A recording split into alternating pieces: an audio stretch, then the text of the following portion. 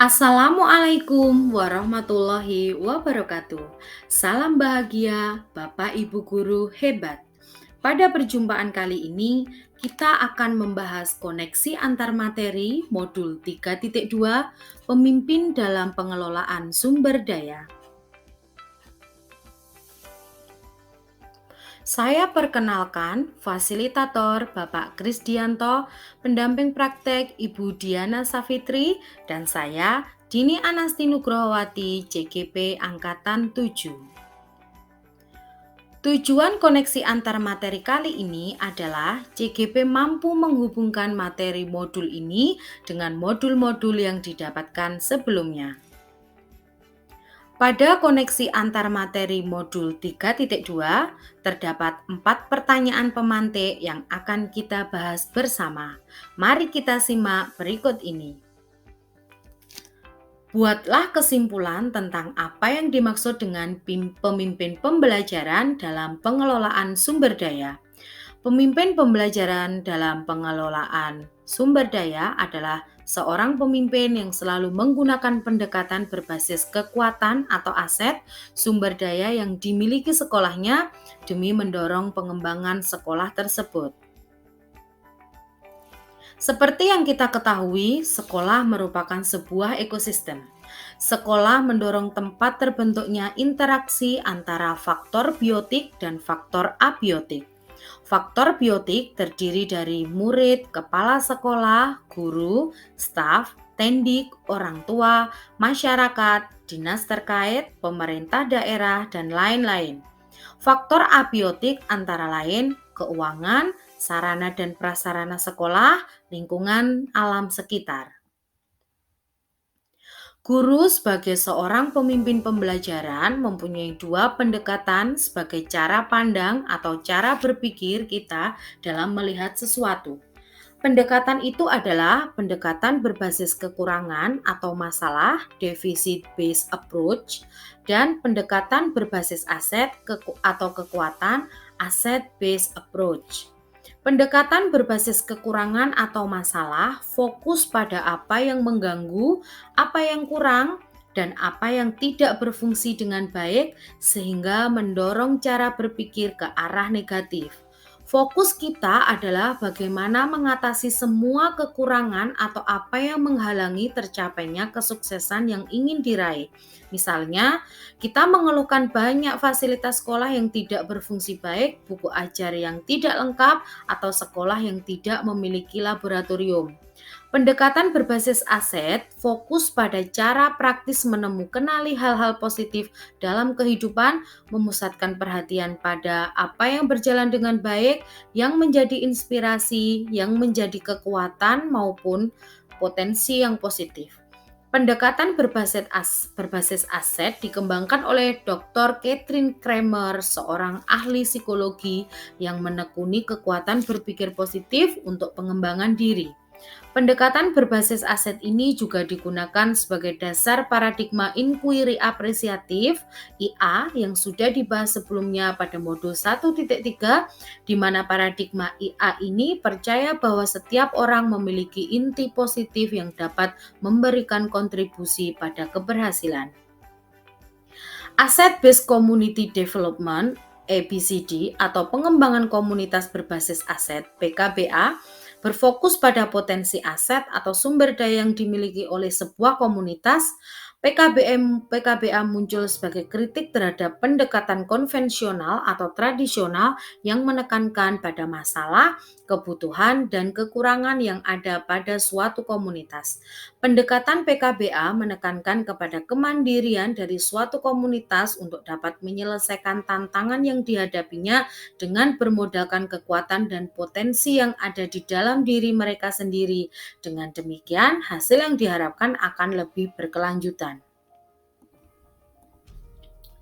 Bagaimana Anda bisa mengimplementasikannya di dalam kelas, sekolah, dan masyarakat sekitar sekolah? Implementasi pemimpin pembelajaran dalam pengelolaan sumber daya bisa dilakukan di kelas, Melakukan diskusi dengan murid saat pembelajaran di kelas, memberikan kebebasan kepada murid untuk menata kelas agar nyaman saat pembelajaran, memanfaatkan ruangan kelas dan segala fasilitas yang ada untuk pembelajaran, mengadakan kolaborasi dengan teman sejawat untuk mengajar. Di sekolah, membentuk komunitas praktisi sekolah untuk pengembangan sekolah, melakukan kolaborasi dengan seluruh warga sekolah, menjalankan visi sekolah, memanfaatkan lahan sekolah yang belum digunakan secara maksimal, mengadakan evaluasi kinerja secara berkala bagi warga sekolah untuk menganalisis kemampuan SDM yang dimiliki, menggunakan dana sekolah untuk kepentingan pengembangan sekolah. Dalam masyarakat, membangun relasi dengan warga sekitar sekolah, mengadakan kerja sama dengan orang tua atau dinas terkait, menjadi narasumber dalam kegiatan sekolah, memanfaatkan fasilitas umum untuk kegiatan pembelajaran. Jelaskan dan berikan contoh bagaimana hubungan pengelolaan sumber daya yang tepat akan membantu proses pembelajaran murid menjadi lebih berkualitas. Hubungan pengelolaan sumber daya yang tepat akan membantu proses pembelajaran murid menjadi lebih berkualitas. Apabila 7 modal utama ini dimanfaatkan dengan baik. 7 modal utama itu adalah modal manusia, sumber daya manusia yang berkualitas, investasi pada sumber daya manusia menjadi sangat penting yang berhubungan dengan kesehatan, pendidikan, kesejahteraan, dan harga diri seseorang. Contohnya, kecakapan dalam mengelola usaha, pemasaran, yang negosiasi, kecakapan yang berhubungan dengan seni dan budaya, contohnya kerajinan tangan, menari, bermain teater, dan bermain musik. 2. Modal sosial dimaknai sebagai norma dan aturan yang mengikat warga masyarakat yang ada di dalamnya dan mengatur pola perilaku warga, juga unsur kepercayaan dan jaringan antara unsur yang ada di dalam komunitas masyarakat. Contoh, asosiasi merupakan suatu kelompok yang ada di dalam komunitas masyarakat yang terdiri atas 2 orang atau lebih yang bekerja sama dengan satu tujuan yang sama dan saling berbagi untuk suatu tujuan yang sama. Modal politik tidak hanya dimaknai sebagai sebuah aktivitas demokratis dalam tataran politik praktis, tapi merupakan kemampuan kelompok untuk mempengaruhi distribusi sumber daya di dalam unit sosial. Misalkan, seorang kepala sekolah dengan kewenangan yang dimilikinya menggunakan kewenangannya untuk membuat kebijakan-kebijakan yang mengakomodir kepentingan warga sekolah dan peningkatan kualitas pembelajaran yang berpihak pada murid. Modal agama dan budaya. Agama merupakan suatu sistem perilaku yang mendasar dan berfungsi untuk mengintegrasikan perilaku individu di dalam sebuah komunitas, baik perilaku lahiriah maupun simbolik. Kebudayaan merujuk pada hasil cipta dan karya manusia yang unik yang lahir dari serangkaian ide, gagasan, norma, perilaku, serta benda. Contohnya, peringatan hari besar keagamaan di sekolah, memakai baju adat daerah, dan lain-lain. Modal fisik terdiri atas 2 kelompok utama yaitu bangunan dan infrastruktur atau sarana dan prasarana. Modal lingkungan alam bisa berupa potensi yang belum diolah dan mempunyai nilai ekonomi yang tinggi dalam upaya pelestarian alam dan juga kenyamanan hidup. Misal, tanah untuk berkebun, danau atau empang untuk beternak, semua hasil dari pohon seperti kayu, buah, bambu, atau material bangunan yang bisa digunakan kembali. Modal finansial, dukungan keuangan yang dimiliki oleh sebuah komunitas yang dapat digunakan untuk membiayai proses pembangunan dan kegiatan sebuah komunitas. Contohnya, menanam dan menjual sayur di lahan sekolah lalu dijual di pasar, bagaimana menghasilkan uang dan membuat produk-produk yang bisa dijual. Contoh hubungan pengelolaan sumber daya melalui kekuatan 7 aset atau modal utama yang tepat akan membantu proses pembelajaran murid menjadi lebih berkualitas ditunjukkan dalam bagian berikut ini.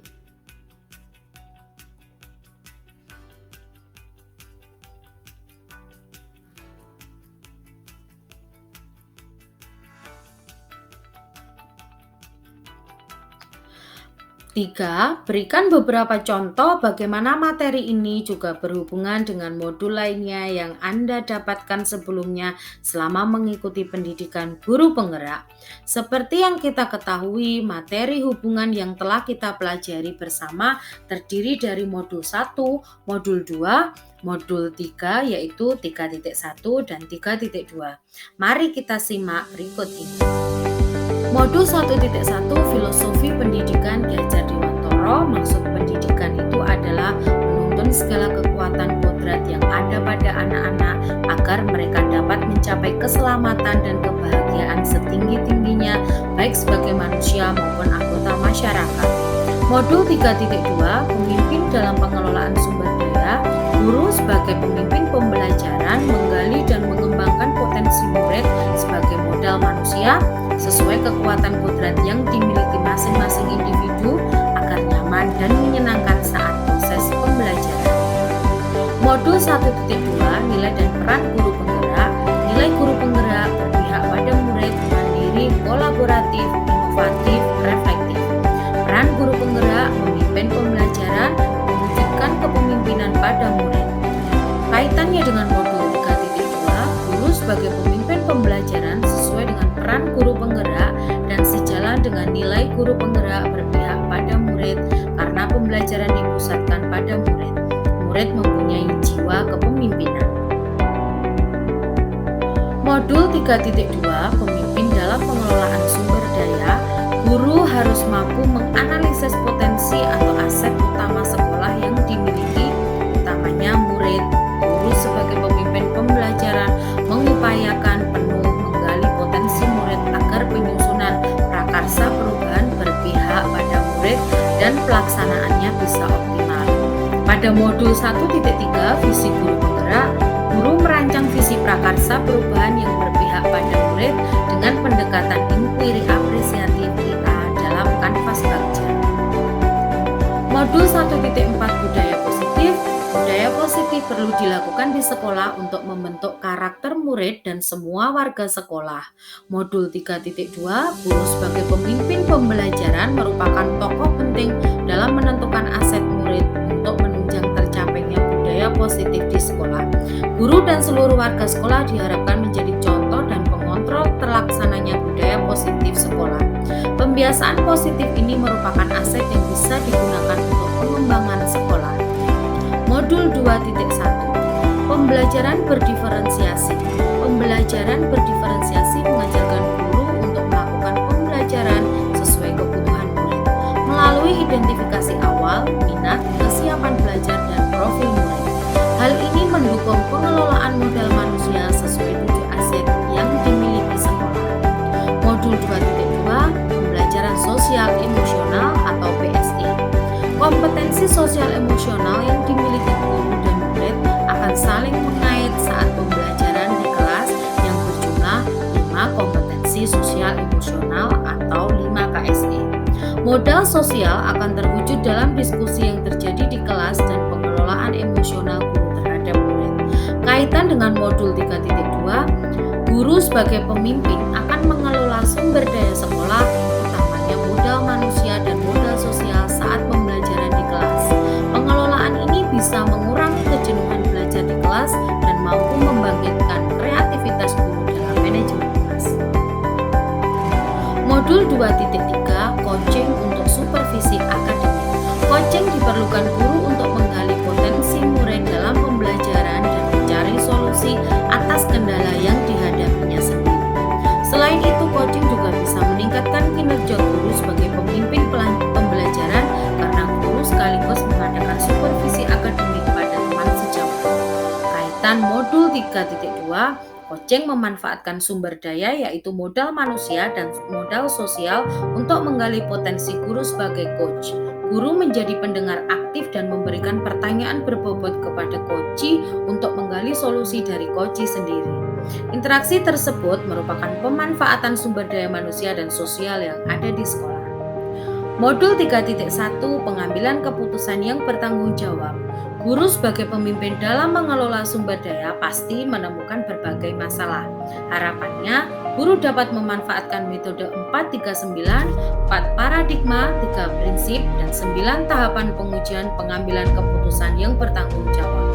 Kaitan dengan modul 3.2, guru merupakan pemimpin dalam pembelajaran yang harus mengambil keputusan saat terjadi masalah dalam pembelajaran. Tentunya, keputusan tersebut harus melalui identifikasi 7 aset atau modal utama yang ada di sekolah. 3. Ceritakan pula bagaimana hubungan antara sebelum dan sesudah Anda mengikuti modul ini, serta pemikiran apa yang sudah berubah di diri Anda setelah Anda mengikuti proses pembelajaran dalam modul ini. Sebelum mempelajari modul 3.2, saya adalah guru yang suka marah-marah karena selalu melihat kekurangan murid, berpikir berbasis kekurangan atau masalah. Murid dianggap individu yang bermasalah, mulai dari murid yang tidak bisa menerima pelajaran, murid yang membuat onar di kelas, murid suka membolos, dan lain-lain. Saya juga kurang aktif dalam organisasi sekolah karena menurut saya apa yang saya miliki tidak berguna karena bukan seorang yang dikenal. Setelah mempelajari modul 3.2, saya merubah perilaku. Saya menjadi guru yang selalu melihat aset yang dimiliki murid dengan menganalisis sikap positif dari tiap murid dan warga sekolah, berpikir berbasis aset. Berpikir berbasis aset merupakan cara pandang yang efektif bagi saya karena selalu melihat kekuatan di balik kekurangan yang ada. Cara berpikir aset membuat saya lebih menghargai pendapat murid dan menerima saran warga sekolah. Berpikir berbasis aset bisa membuat sebuah komunitas praktisi yang sehat karena selalu melihat kekuatan positif setiap anggotanya. Salam guru penggerak, tergerak, bergerak, menggerakkan.